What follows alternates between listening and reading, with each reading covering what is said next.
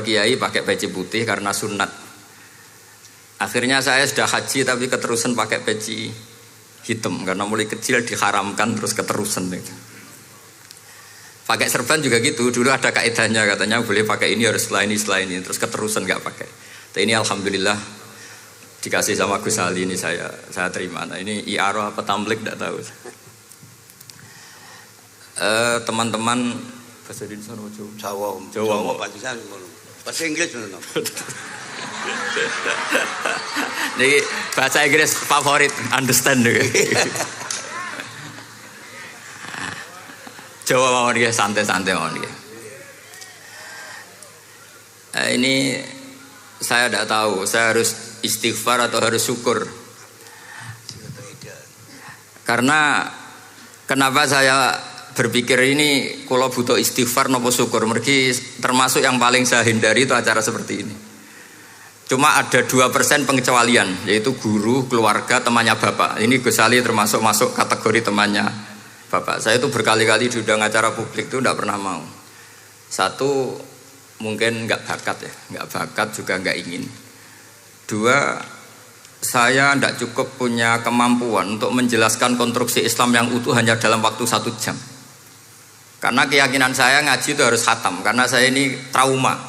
Kalau ngaji di depan, musannaf bilang kama sayati, sebagaimana yang akan datang. Setelah belajar di belakang kama sabako, seperti yang sudah kelewat. Sehingga gara-gara itu saya kalau sinau itu khatam dari min awali hatta akhiri. Karena yang satu di depan kama sayati, setelah di belakang kama sabako apa kama takotan. Yang jelas ilmu yang saya tekuni memang ilmu tafsir. Gus Ali tahu betul tentang bapak saya karena mulai kecil saya ini menangi beliau belum tenar-tenar amat sampai sangat tenar, mungkin sampai langit kayak khawas. Begini, dulu saya di Sarang itu pernah rois takrib, rois Fathul Mu'in. Tapi yang menjadi saya tambah alim itu gara-gara gejolokan bapak begini. Hak dhisik ana wong imami saking semangate ngapalno hal ataka hadisul ghosiyah Jumat-Jumat itu. Karena dia ingin keren ya pakai surat panjang gitu. Terus dia datang ketika takbir langsung baca Bismillahirrahmanirrahim hal ataka hadisul ghosiyah. Makmumnya bilang subhanallah.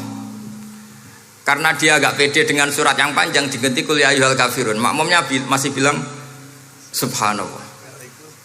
Sampai berkali-kali diganti surat kulhu, ya makmumnya tetap bilang subhanallah. Karena nggak tahu caranya mengingatkan kalau imam itu tidak baca Fatihah. Karena ada satu cara yaitu kon ngelingno ngangge napa? Subhanallah. Akhirnya wonten makmum sing nekat ora maca Fatihah. Nah, pertanyaan bapak saya, kamu harus berani ijtihad. Merubah hanya satu pakem mengingatkan imam itu pakai subhanallah. Karena kalau kasus seperti ini nggak cukup diingatkan subhanallah. Niki adik-adik kira-kira batal mboten ngelingno imam muni ora maca Fatihah. Kalau sampean bilang batal berarti nggak ada solusinya. Kalau bilang sah itu beberapa kalimat yang dalam pakem sholat itu napa? Membatalkan. Sampean milih batal apa enggak? Enggak polling saja kayak pemilu. Sampai saya tuh cari-cari, akhirnya ketemu juga di kitab Mizan Kubro diterangkan oleh Imam Malik bahwa kalamul musolli, musolli itu ngomong, kalau itu manfaat, tapi jangan ditiru loh ya, dan darurat, ya, dan darurat, maka itu boleh dan tidak membatalkan sholat. Misalnya imam sholat kemudian di bawahnya ada bom atau ada ular kobra, kalau nggak ada cara ya mau tidak mau harus diingatkan pakai kalimat. Karena kalau subhanallah tok nanti gonta-ganti surat saja. Tahu-tahu mati dipatok ular apa? Kobra. Sehingga dari gejolukan-gejolukan seperti itu akhirnya saya berpikir, sampai saya nyari kitab-kitab Al-Madzhabul Arba'ah. Karena memang nggak cukup. Terus pertanyaan kedua kata bapak saya tentang tradisi misalnya orang-orang kampung kalau bikin batu bata itu dari tanah, kemudian kadang ma'junun bisirjin, kadang dicampur dengan apa? Sirjin. Enggak usah diterjemah, ini sambil latihan bahasa Arab katanya.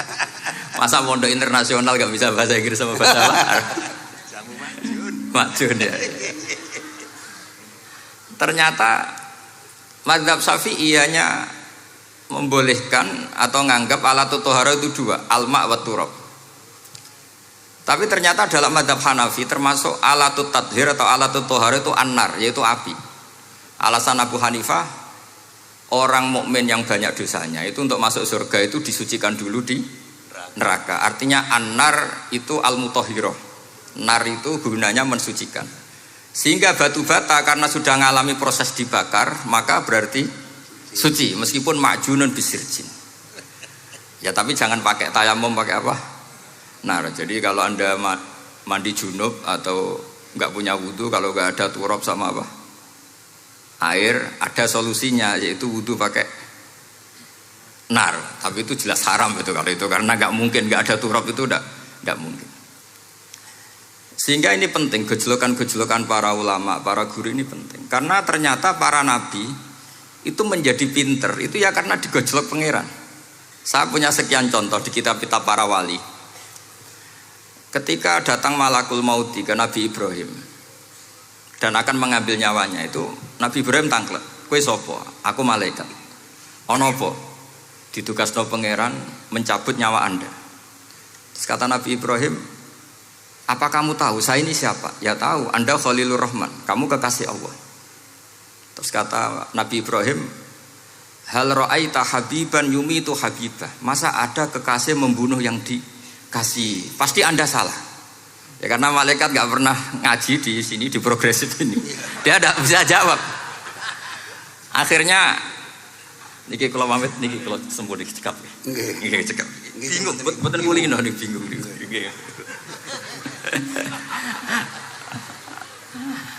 Akhirnya malaikatnya matur malih teng pangeran. Ya Allah, kata Nabi Ibrahim logikanya begini, wa hal ra'aita habiban yumitu habibah.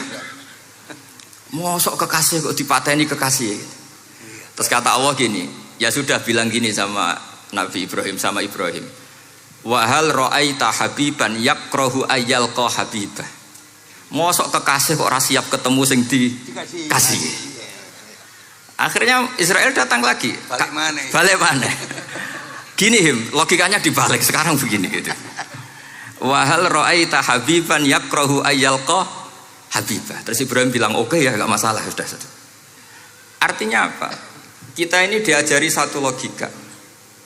Logika apa saja? Ini Allah. Sehingga ya memang normalnya hidup tuh cerdas. Kata Ghazali, cerdas nyikapi apa? Realitas.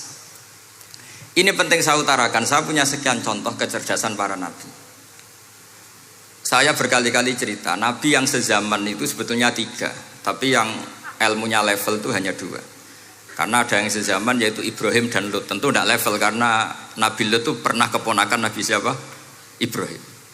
Kedua Nabi Musa dan Nabi Harun. Tapi ini juga agak level karena Nabi Harun jadinya Nabi itu karena proposal Nabi Musa. Jadi proposal mulai dulu ya ada. Nah, Nabi Musa kita tahu adalah al-sak. Al-sak itu kalau ngendikan itu lesannya agak cedul ya. Cedul. Ini nanya jejer ke sana. Jadi kalau nggak bisa tanya ya. Bahasa Arabnya pokoknya al-sak, cedul ya. Cedul.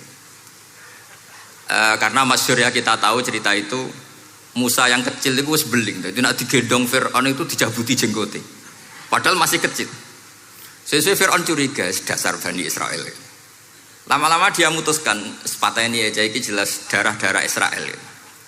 Kita tahu Fir'aun adalah orang Kipti, orang Mesir.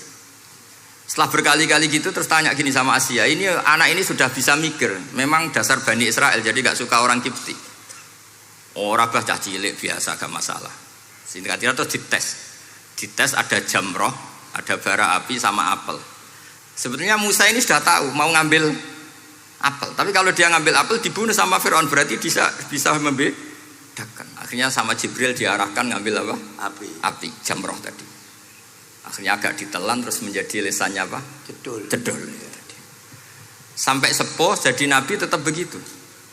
Makanya beliau ngendikan Rabbishrah li sadri wa yassir li amri wahlul 'uqdatam min lisani yafqahu qawli. Terus proposalnya itu tadi waj'alli waziram min ahli Haruna akhi. Sebagian ayat lebih jelas lagi yaitu wa akhi Harun huwa afsahu minni lisanan fa arsilhu ma'iyya rid ayyusaddiquni. Jadi dan saudara saya Harun lebih fasih berbicara daripada saya. Jadi kualitas ilmiahnya bagus Musa tapi jubirnya itu Harun. Ya kira-kira kayak Mbah Lim dulu. Iya Mbah Lim. Ya. Jadi ini saya jubirnya Gus Ali, saya Harun, ini Musa. Maksudnya kaya karena sudah ada nabi. Singkat cerita, karena Musa itu agak alsak, sehingga Harun ini ya nggak levelnya. Padahal sezaman, sehingga ya nggak pernah bantah-bantahan, nggak pernah adu argumen. Yang benar-benar nabi sezaman dan kemudian sering adu argumen adalah Isa dan Yahya. Kita tahu umurnya ya imbang, kualitas al-mazaya wal wada'il juga imbang. Nabi Isa kita tahu wa yukallimun nasa fil mahdi wa kahla. Mulai kecil bisa ngendikan, ya sudah pinter. Nabi Yahya kita tahu ya Yahya khudil kitaba biquwah wa atainaul hukma sabiyya. Jadi sama-sama pinter. Wa hananan min ladunna wa zakah wa kana taqiyya. Itu dua beliau ini menjadi satu manhaj besar dalam Islam. Itu kalau main ke salah satu kampung, itu Nabi Isa tanyanya aneh. Aina syirarun nas? Orang-orang yang jelek-jelek itu di mana? Orang-orang fasik itu rumahnya mana? Kalau Nabi Yahya tanya, aina khiyarun nas? Orang-orang baik itu di mana? Akhirnya dua beliau ini saling berargumentasi. Kenapa kamu tanya aina syirarun nas? Terus Nabi Isa katanya, lah kenapa kamu tanya aina khiyarun nas? Terus kata Nabi Yahya, enak kancanan wong soleh, gak ruwet kan. Kancanan wong soleh itu kan enak, gak dibodoni, gak ruwet. Pemene kancanan wong mati, sering bodoni gitu. Masyhur itu cerita Gus Dur, Gus kenapa sering ziarah? Kancanan wong urip sumpek. Iya. Wong mati gak tau bejo. Wong mati ora tau bejo. Ini teman ziarahnya Bapak. Wong mati ora tau bejo. Ya. Itu ya ini santai-santai saja, rileks saja. Karena saya sudah tahu mau ngomong apa. Nanti kalau ingin serius ya ngaji sama saya, harus khatam biar enggak jadi korban kama sayati sama kama takodam. Akhirnya Nabi Yahya gantian tanya, kenapa kamu tanya aina syirarun nas? Itu masyhur beliau. Ini dalam kitab Tabaqatul Asfiya karangan Abu Nu'aim al-Asfihani. Riwayat Sufyan bin Uyainah, gurunya Imam Syafi'i. Jawabnya Nabi Isa unik. Ana an-nabiyyu, saya ini nabi. Biman zilatit tabib. Nabi itu ibarat dokter. Udawil mardo. Di mana-mana dokter itu cari orang sakit. Makanya di NU itu banyak kiai-kiai yang nangani orang-orang fasik. Dakwah ning gone wong nakal-nakal. Itu ya ada khazanahnya, asal gak keterusan katut gitu saja. Jadi kalau kamu niru Gus Mek itu sebenarnya konsepnya satu, asal ada bukti jadi wali dan tidak katut. Kalau ndak ya sudah usah. Gak usah wae kata Gus Ali sudah. Kalau gak kelasnya jangan. Sehingga dua beliau itu jadi khazanah besar. Misalnya Anda jadi kiai di daerah-daerah yang Islamnya sudah maju. Mungkin Anda ini hanya mendapat fasilitas dari Islam. Makanya saya sendiri secara pribadi misalnya kecelok pinter, tah ranking, tah juara musabaqah tilawatil Quran, kadang dari sekian prestasiku untuk umroh mendapat. Karena kita punya prestasi di daerah yang prestis. Sementara teman-teman kita, makanya ini kalau ada santri progresif yang nggak pinter, tak kasih ijazah, tak kasih support. Barokahnya tidak pinter, akhirnya hidup di daerah tertinggal. Barokahnya hidup di daerah tertinggal, Anda muassisul ma'had, Anda muassisul masjid. Sing prestasi hanya mendapat dari negara, yang tertinggal malah memberi kontribusi. Akhirnya apa? Lama-lama ini yang prestasi coro Jawa ngatok tomak. Saya dapat apa? Sementara yang di desa tertinggal saya bisa memberi apa? Sehingga Allah bikin wong bodoh itu ada rencana besar kira. Jadi mau orang bodoh itu gak ada orang-orang santri yang hidup di daerah-daerah apa? Tertinggal. Aman golek prestasi, golek umroh. Terus ambisi ngimami Masjid Haram bareng. Terus kapan dakwahnya? Karena yang diburu itu mendapat, bukan memberi. Ini bahaya sekali bagi Islam. Sehingga tradisi guru-guru kita, nah santri pinter ya dilem, santri bodoh ya dilem, Santri bulet ya dilem, santri setengah bulet ya dilem kabeh kawulane pangeran. Kok ana hikmahe dhewe-dhewe kata cerita. Tapi ini bukan justifikasi atau melegitimasi kenakalan anak-anak Anda. Ini mau cerita ilmiah. Kemudian ada perdebatan lagi. Dan ini nanti terusannya adalah al-ulama warasatul anbiya. Sayyid Abdul Al-Haddad itu masyhur. Kalau ada orang sowan ditanya, "Kiaimu nak mulang tau nangis?" Mboten nate. Lereni ngaji wek wong ngono iku. Atine atos gitu. Tapi Abdul Hasan Asyadzili kalau ada orang tamu tanya, "Kiaimu nak mulang tau guyu?" Mboten nate. Lereni wong ra iso syukur gitu. Jadi ini dua kutub besar. Siapa yang enggak tahu kewalian Abdul Hasan Asyadzili? Siapa yang enggak tahu kewalian Sayyid Abdul Al-Haddad? Nah ini kalau Gus Ali sudah dua-duanya guyu ya sering, nangis ya sering, ini sudah makomen, ini sudah Majma'ul Bahrain kalau dalam ilmu tasawuf. Dan itu mirip perdebatan Nabi Yahya dan Nabi Isa. Nabi Yahya itu happy, hidupnya happy. Kayak bapak saya itu hidupnya happy. Zaman miskin saja gak pernah susah. Gak pernah susah ya. Bapak saya itu khasnya gak pernah susah. Mau meninggal saja masih guyon sama saya. Mau kapundhut tuh seguyon kalian. Ya seneng, ya happy saja. Jadi mirip cerita Jalaluddin Ar-Rumi. Beliau mau kapundhut, muridnya nangis semua, marah-marah dia. Kamu murid-murid yang bodoh. Saya ini mau ketemu kasih kamu tangisi. Ayo joget semua. Makanya kalau ada orang mati kok ceria itu karena madzhab Jalaluddin apa? Ar-Rumi. Masyhur itu. Ini malam pengantin saya, kenapa kamu nangis? Makanya jadi mitos kalau mimpi jadi manten tuh mau mati. Karena kalau Jalaluddin Rumi istilahkan kematian itu adalah pengantin. Umar bin Abdul Aziz, salah satu khomisul khulafa masyhur itu. Ketika mau kapundhut orang nangis semua juga dia marah. Memangnya saya mau kemana kok kamu tangisi? Ila khairi madhubin ila khairi rahimin, ila arhamir rahimin. Timbang kumpul kon sumpek. Atok mati katanya. Memangnya saya mau kemana?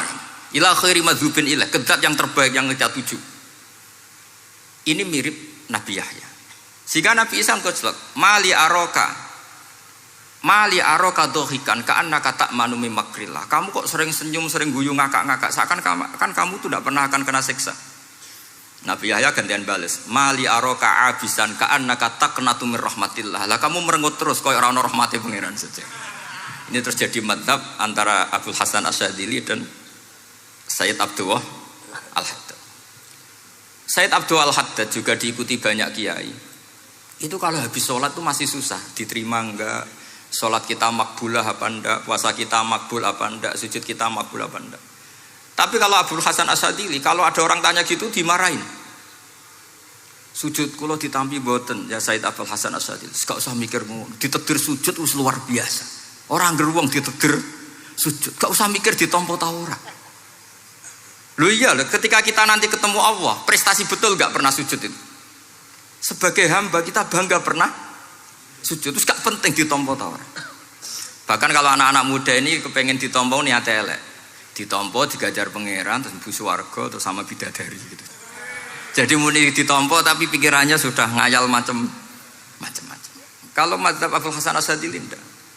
Sehingga kitab hikam kita tahu, kitab hikam itu adalah dikarang Ibnu Athaillah As-Sakandari, dia muridnya Abdul Abbas Al-Mursi dan ini terus muridnya Abdul Hasan Asyadzili. Itu cerminan Syadziliyah murni.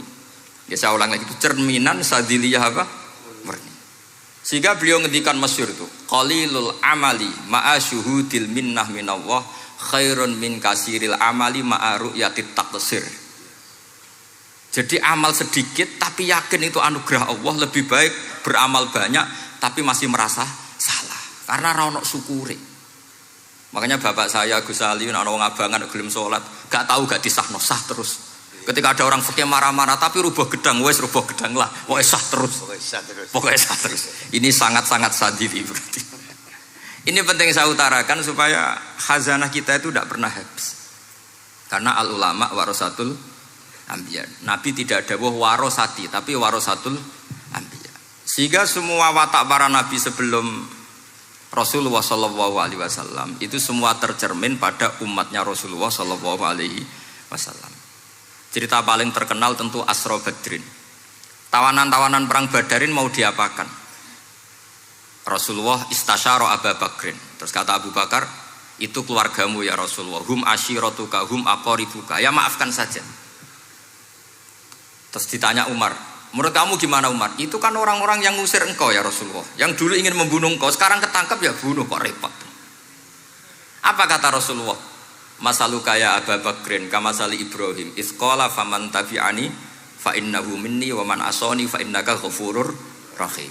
Sing prestasi ya alhamdulillah, sing ra prestasi muga-muga pangeran akeh sepurane. Sudah gitu iya cara Gus Ali ya sis ngono kok repot.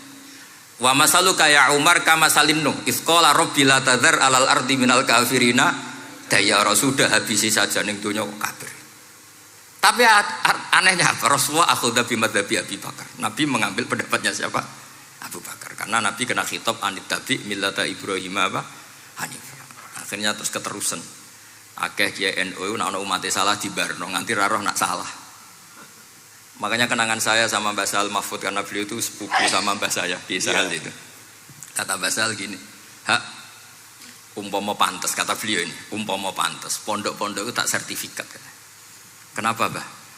Lah ya akeh kiai gondrong muridé kol gondrong kabeh terus kadang rapati salat jare diulang kali jogo. Engko neng kali-kali golek Nabi Khidir gak tau ngaji. Lah ngene iku nak ditakoki afiliasine kok NU gitu. Mau disertifikat, dadi distandarkan. Pokoknya anggere gak ana takribe ya ora NU gitu. Karena nanti kalau gak disertifikat ini terus khayal-khayal macam-macam ini rata-rata kan afiliasinya juga ngeklaim NU. Padahal ya itu tadi, jadi diulang kali jogo langsung diulang macam-macam.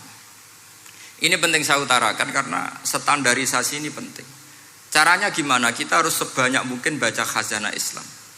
Makanya Imam Ghazali, kayak apa pinternya Imam Ghazali? Beliau di akhir kitab Ihya ngendikan wa alaika bimudawamati mutalaati kitab khilyatil auliya wa tabaqatil apa? Asfiya. Sehingga kita akan punya khazanah yang luar biasa. Saya punya banyak tentang kearifan ya para ulama-ulama dulu. Di antaranya dulu saya sering diceritain bapak tapi gak paham. Tapi setelah saya ngaji lama-lama paham. Beliau pernah didhawuhi Badullah gini, Nur, dhisik ana wong salat 2 rakaat. Terus syukur akhirnya salat lagi sampai 4 rakaat. Saking syukurnya salat lagi sampai 6 rakaat. Seterusnya sampai 1000 salat. Kita tahu itu Sayyid Ali Zainal Abidin. Jadi dia menambahkan sholat itu karena iskon lillah, wa syauqon lillah, mahabbatan lillah. Bukan kayak kita, karena ingin sholat 1000 rakaat dibagi sekian menit terus kenanya 2 jam. Jadi kayak kita taraweh lah 20 menit, 20 rakaat dibagi sekian kenanya 7 menit. Pentingnya apa? Meskipun kita tidak akan mengalami seperti itu, tapi kita menjadi tahu ketika Rasulullah SAW ngendikan wa qurratu aini fis shalah. Bahkan Nabi kalau banyak masalah itu Nabi yataradad, mutaraddidan di dalamnya. Setelah mutaraddidan agak panik, Nabi tanya gini sama Aisyah, Aina Bilal, Aina Bilal. Bilal kemana, Bilal kemana? Setelah Bilal notok, tok tok tok tok, ya Rasulullah as-sholat. Arifna ya Bilal, arifna ya Bilal. Saya kasih istirahat ya Bilal, saya kasih istirahat. Karena roh dunya, roh politik, roh kebudayaan, roh dulur bulet kabeh. Sing ra bulet mok sitok hubungan ambek Allah Subhanahu wa ta'ala. Maka disebut as-sholat rohatul mu'min. Apa yang terjadi? Ashabu Rasulillah ketika Sayyidina Umar ditusuk oleh Abu Lulu al-Majusi, tentu pakai kira-kira ya panah yang kayak pancing. Jadi kalau sudah dimasukkan kadu cabut itu sakitnya minta ampun. Apa kata Umar? Nanti cabut ketika saya sholat. Karena sekali sholat dan setelah itu dicabut nggak terasa. Ya, kalau sholat kita ada nyamuk ya sudah. Ini penting saya ceritakan sampai ada wali ditawarin Allah, silahkan masuk surga, tanya ya Allah di surga ada sholat enggak? Kalau tidak ada sholat enggak lah katanya. Karena dia nggak bisa membayangkan nikmat tanpa sholat. Sehingga penting sekali kekaguman-kekaguman ini. Ketika Sayyidina Umar wafat, di antara yang pertama ditanyakan adalah yang bunuh saya siapa? Itu Hulamul Mughirah kan? Abu Lulu al-Majusi. Beliau spontan langsung ngendikan gini, Alhamdulillah alladzi ja'ala maniyati biyadi rajulin lam yasjud laka sajdatan tuhajuni biha yaumal qiyamah. Matur nuwun Gusti, saya dibunuh oleh orang yang enggak pernah sujud. Kalau saja dia pernah sujud, saya tidak berani maksudkan dia. Jangan-jangan sujud itu engkau terima kemudian dia min ahlil jannah. Kayak apa pentingnya kenangan sujud? Rasulullah juga pernah ngendikan nanti kalau dunia sudah ruwet, as-sajdatul wahidatu khairun minad dunya wa ma fiha. Satu sujud lebih baik ketimbang dunia seisinya. Karena itu kelayakan kita sebagai hamba. Makanya Abdul Hasan Asadili ngendikan, sudahlah kafal amilina jazaan an radhiyakalaka ahlan, sudah ditakdir ngamal sudah harus syukur. Kok mikir ditompo ta ora usah, gak penting. Itu madzhab Abdul Hasan apa? Asy'ari. Dan itu ditiru para kiai-kiai kita. Madzhab Said Abdul Haddad juga ditiru kiai-kiai kita. Sehingga sedekah Rasulullah ketika ngendikan al ulama warasatul anbiya. Ini penting saya utarakan karena khazanah kita biar tetap kaya. Makanya masyhur dalam Manaqibul Ghazali kita tahu Imam Ghazali itu orang yang luar biasa, pengarang Ihya. Saya punya banyak karangan beliau, Al-Arba'in Al-Usul. Tapi yang paling saya cintai tentu Ihya, kitab Mustasfa, kitab Qawaid Fikih itu, Usulul Fikih. Manaqibul Ghazali adalah Rasulullah pernah jejer Nabi Musa. Terus Rasulullah ngendikan ulama ummati ka anbiya'i Bani Israel. Terus kata Nabi Musa, yang benar saja, masa ulama kok kapasitasnya kayak Nabi, apapun hebatnya itu enggak mungkin lah kapasitasnya kayak Nabi. Terus kata Rasulullah, ya sudah buktikan saja. Terus dipanggillah Imam Ghazali. Ketika dipanggil, ini katanya Ghazali katanya. Ditanya sama Nabi Musa, siapa namamu? Ana Muhammad bin Muhammad Al-Ghazali At-Tusi Asy-Syafi'i. Mau jawabnya panjang. Terus kata Nabi Musa, kecangkeman gitu, cara Jawa itu kecangkeman, ditakoki jeneng kok jawabnya kakean. Terus kata Imam Ghazali, ya lumayan saya. Jenengan ditanya Allah sing ya alamus sirra wa akhfa saja jawabnya kelebihan gitu. Apa itu kata Nabi Musa? Wa ma tilka bi yaminika ya Musa. Qala ya asaya atawakkau 'alaiha wa ahusyu biha 'ala ghanami wa liya fiha ma'aribu ukhra. Jadi Nabi Musa ditanya, sing mbok gawa iku apa ta? Ini tongkat saya, tak pakai ini, tak pakai ini, tak pakai ini. Jadi masih banyak kelebihan jenengan timbang saya. Akhirnya fa'aqarra Nabi Musa ini ikrar bahwa benar-benar ulama Rasulillah itu keambiai Bani apa? Israel. Jadi khazanah-khazanah kecerdasan gini ini penting. Sehingga ketika ada kemacetan fikih, ada kejumudan fikih, tugas kita adalah memecahkan kejumudan itu. Misalnya begini, ini yang sering dilakukan Bapak saya dan Gus Ali. Kancanan wong fasik hukumnya piye? Ya ora oleh, wong kok kancanan wong fasik. Tapi kalau dibalik, bina wong fasik boleh ndak? Boleh. Syaratnya bina kudu ngancani. Jadi dibelokkan gitu aja sudah rubah. Hadza huwal fiqh. Yang dikatakan fikih ya seperti ini. Tapi orang-orang yang enggak ngerti detailnya fikih, apalagi usul fikih, fikih itu menjadi rumit. Makanya ahli sunnah itu luar biasa. Ada orang mati karena narkoba atau karena apa itu? Oplosan. Itu kiai cokre. Itu kiai alim biasa datang. Itu ya biasa mempersaksikan, nggih mayite sae nggih. Nggih. Padahal orang itu enggak percaya ini orang mati cokre kok apa? Sae. Padahal dia di kiainya bilang gini, wis sae saiki wis iso nakal katanya. Maksudnya saya sudah mengakhiri semua kenakalannya lewat apa?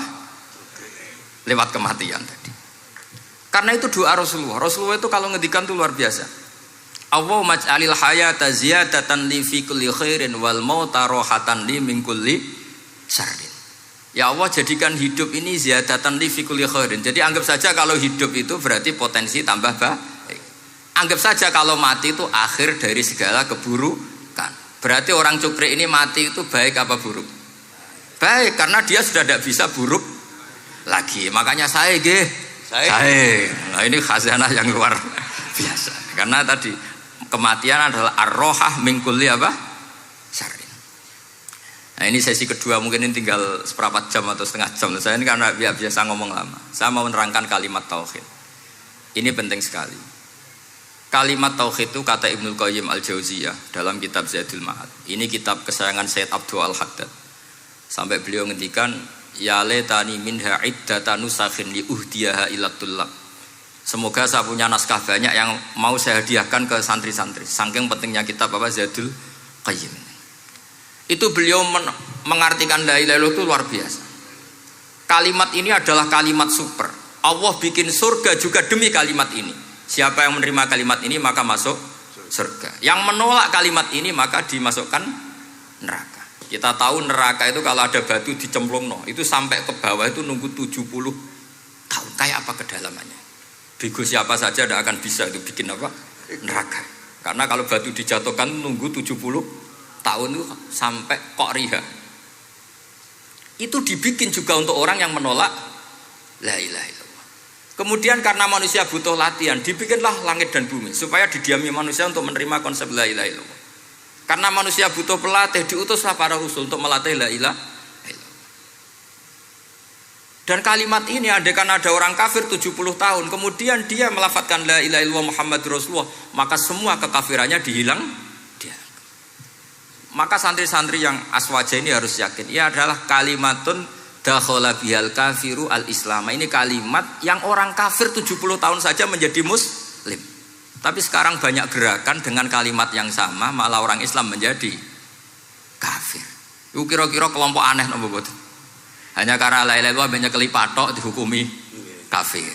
Gara-gara la ilaha illallah bitung dino diarani kafir. Wong kalimat ini sing kafir wae dadi mukmin. Sekarang dengan kalimat yang sama yang mukmin jadi kafir. Ini apa-apaan? Kira-kira gitu. Cara madzhab ini apa-apaan?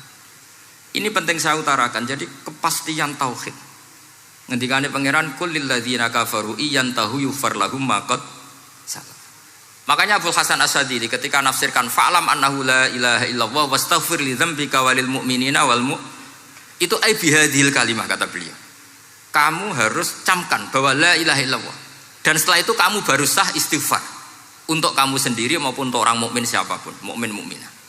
Kita tahu andaikan kita punya keluarga kafirah atau murtadah, sah enggak diistighfari? Enggak sah. Tapi sefasik apapun asal dia min ahli tauhid maka sah diistighfari karena fa'lam annahu la ilaha illallah wastaghfir lidzambika walil mu'minin. Jadi sahnya mengistighfarkan orang lain hanya dengan satu syarat, yaitu dia min ahli la ilaha illallah Muhammadur Rasulullah. Sehingga dalam cerita-cerita kewalian, dan ini saya percaya cerita ini karena saya pernah menemukan di Musnad Ahmad, saya menemukan di Ithaf syaratnya Ihya, juga di kitabnya Said Muhammad Abu Abdul Farad itu. Dulu itu ada wali yang tukang bikin Istanbul itu. Pernah dengar tuh Istanbul itu yang Quran kecil itu. Kalau sekarang kan dibikin masif, mau 5.000-an. Kalau dulu masih asli. Itu Kiai Sarbini itu kayak Mbah Khalil Bangkalan. Jadi karena dia orang penting itu, nak diundang orang itu, ya engkau nak ditakoki pangeran muni rombongan. Jadi kayak Mbah Khalil juga Mesir gitu. Terus ditinggal lagi. Engkau nak takoki pangeran muni ngenteni Mbah Khalil, ngenteni rombongan. Ya sudah gitu dong. Tapi karena beliau terkenal wali ya. Singkat cerita kalau Sohibul Bait ini enggak terima karena pas 7 hari sampai di sebelah sapi apa-apa ternyata dia tahlilnya sebentar. Terus kata beliau, ya sudah semua makanan itu ditimbang pakai pohon kelapa. Yang satu kosongin katanya. Kifatul mizan yang satu atau kafatail mizan yang satu dikosongin. Beliau datang yang bikin Istanbul tadi. Bilang bis itu sudah jompat kata. Sudah tinggi bismillahnya. Terus kata beliau, bismillahku ora genep ae wis ngalahno pakananmu, apalagi genep kata. Ini penting saya utarakan nanti di cerita yang di kitab Musnad Ahmad. Ini perlu dicamkan. Saya hafalkan hadis itu. Inna wa ta'ala istakhlasa rajulan min ummati ala ru'usil khalaik. Setelah dipertontonkan, fayan syuru alaihi tis'an wa tis'ina sijillan. Kullu sijillin minha maddul basar. Jadi ketika dipertontonkan itu ada satu box, yang satu boxnya itu sudah sepanjang mata melihat. Sudah satu boxnya saja tuh mislu maddil basar, sepandang mata melihat. Apalagi di 99. Terus Allah itu fair, Allah tanya, afalaka uzrun, apa kamu melakukan kesalahan banyak ini punya alasan? Enggak katanya. Adzolamat kata badi al-hafidun, apa memang malaikat itu sentimen sehingga salah kamu tok yang ditulis, kalau kamu enggak salah enggak ditulis? Enggak ya Allah. Terus kata Allah, bala innalaka inti hasanah, kamu masih punya satu kebaikan. Ketika Allah bilang kamu punya satu kebaikan, apa kata lelaki tadi? Nah, gunanya apa ya Allah satu kebaikan dibanding kesalahan yang sebanyak itu? Akhirnya kesalahan yang sebanyak itu ditimbang Sing timbang satunya itu hanya la ilaha illallah Muhammadur Rasulullah. Fato syat as-sijilat. Semua catatan salah tadi kalah. Kenapa? Fala yaskulu ma'asmillahi ta'ala syai'un. Karena di dunia maupun akhirat tidak ada yang bisa mengalahkan kalimah thayyibah. Tapi sekarang kalimah thayyibah itu jadi tersangka. Nah ini makanya saya mohon santri-santri, hujjiyatu ahli sunnah wal jamaah ini harus mustaqirrah, harus sabitah, harus benar-benar berargumentatif. Sehingga kita tahu setahu-tahunya bahwa kalimat ini adalah kalimat yang orang kafir saja menjadi muslim. Masa dengan kalimat yang sama orang mukmin menjadi kafir. Ini penting saya utarakan karena kita harus terus belajar hujjah. Caranya gimana? Ya diantaranya tadi belajar kitab Ihya, beberapa kitab. Sehingga khilaf-khilaf fikhiyah, meskipun kita tidak bidangnya misalnya, itu tetap punya kualitas yang luar biasa. Saya sampai sekarang menerima sorogan kitab Mahalli. Itu di situ ada perdebatan unik. Boleh enggak misalnya jenazah itu diletakkan di belakangnya yang sholat? Kata kaul awal enggak boleh. Di mana-mana jenazah itu ya di depannya orang apa? Sholat. Tapi kata kaul sani, ya boleh saja jenazah itu tidak imam katanya. Iya. Sehingga pentingnya kaul sani adalah kalau Anda di Arab Saudi itu jenazah-jenazah tetap di kamar mayat, kemudian yang sholat ya di depan jenazah. Karena kalau dipaksakan di depan berarti jenazahnya di dekat apa?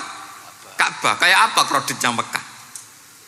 Nah, meskipun kita tidak melakukan itu karena nanti dianggap aliran apa? Sesat. Ada jenazah kok di belakang kita sholat apa? Di depan. Tapi ini ilmu harus kita dengar.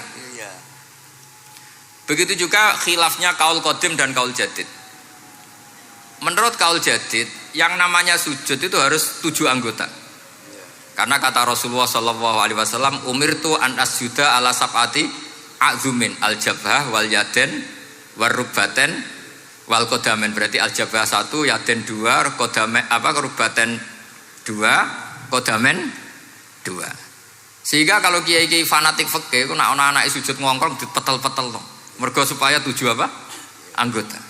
Tapi kata Imam Syafi'i dalam kaul qadim, kata beliau, wayah tamilu, mungkin saja sujud itu cukup pakai jabhah. Karena dalam doa Nabi itu hanya sajadalaka wajhi wa sam'i wa basori. Tidak ada Nabi dongo sajadalaka wajhi wa yadi wa rubbati wa qadami. Jadi kecerdasan ulama-ulama dulu itu luar biasa.